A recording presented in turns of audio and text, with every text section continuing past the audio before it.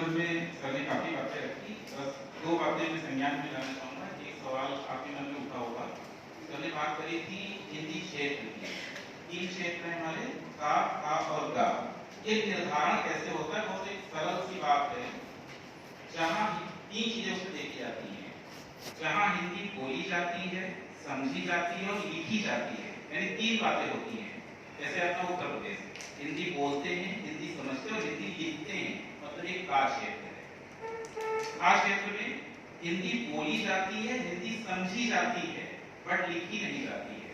उड़ीसा में, बंगाल में इस तरह क्या करते हैं, हम लोग हिंदी बोल लेते हैं, हिंदी बोलेंगे आप लोग की हिंदी समझ लेंगे, आपसे बात कर लेंगे, बट लिखने में नहीं आती है। का क्षेत्र क्या है? ना तो हिंदी बोली जाती है, ना तो हिंदी लिखी जाती, ना तो हिंदी समझी जाती है। जैसे तमिलनाडु में पोस्टेड था, तो मैं उस समय कहां पे था? का क्षेत्र में था।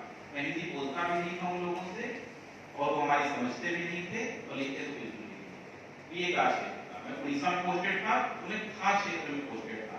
वो हमारी हिंदी समझ लेते थे, हमसे हिंदी में बात कर लेते थे, बट लिखते नहीं थे। और यहाँ मैं का क्षेत्र में हूँ, मतलब हिंदी में बोलता भी हूँ, आप समझते भी हैं और हम लोग लिखते भी। बस ये बंटवारा है, इस आधार पे हिंदी क्षेत्र का विभाजन किया गया है।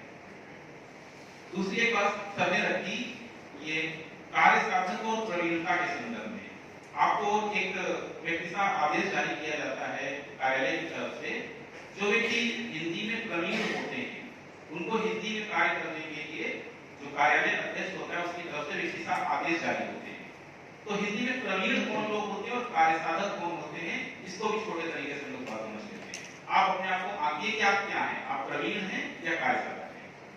जिन्होंने 10th क्लास हिंदी मीडियम से उत्तीर्ण करी है, या उन्होंने स्नातक में हिंदी एज ए सब्जेक्ट चुना हुआ है। दो बातें, यानी मैं यूपी बोर्ड से पढ़ने वाला था, मैं अगर केवल 10th क्लास ही पास रहता, लेकिन मैं हिंदी मीडियम के सारे एग्जाम दिए थे, मतलब उसकी जो विज्ञान की और सामाजिक विज्ञान की, वो सारे विषय मैंने हिंदी में पेपर लिखे थे, तो मैं प्रवीण हूँ क्योंकि मैं हिंदी में काम कर सकता हूँ।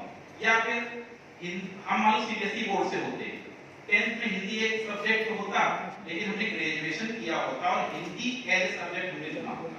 हिंदी सब्जेक्ट से हम ग्रेजुएट होते, हिंदी मीडियम भले ना होते, पर हिंदी सब्जेक्ट से हम ग्रेजुएट होते, तो हम प्रवीण होते।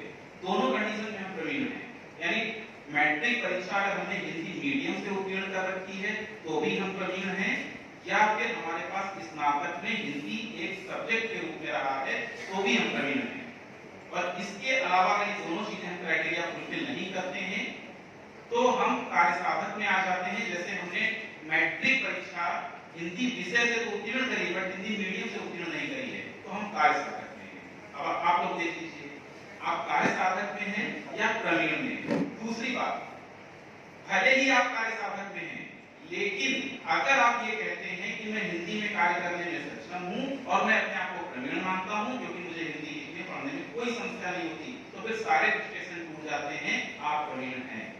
मतलब जो व्यक्ति है वो अगर स्वयं से घोषणा करता है, और यूपी में तो कर ही सकता है, भले वो किसी मीडियम से पढ़ा हो, भले उसने स्नातक में हिंदी सब्जेक्ट ना लिया हो, तो यूपी में रहने वाला हर व्यक्ति हिंदी में प्रवीण है। ठीक है, तो ये 3 क्राइटेरिया प्रवीणता को और कार्य साधक को निर्धारित करने के लिए मुझे लगता है कि अपने विद्यालय में सभी लोग प्रवीण हैं, सभी लोग हिंदी में कार्य कर सकते हैं और हिंदी